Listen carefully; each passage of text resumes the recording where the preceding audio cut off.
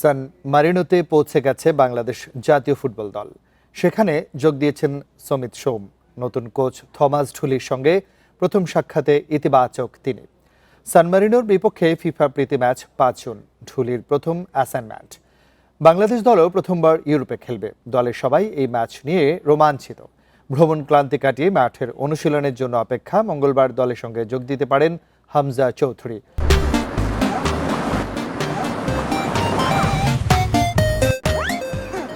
ঝুলির পরিকল্পনার সঙ্গে মানিয়ে প্রথম ম্যাচে জয় উপহার দিতে চায় বেঙ্গল টাইগার্স। ভালো ছিল, সবার সাথে দেখা করতে খুব ভালো ছিল।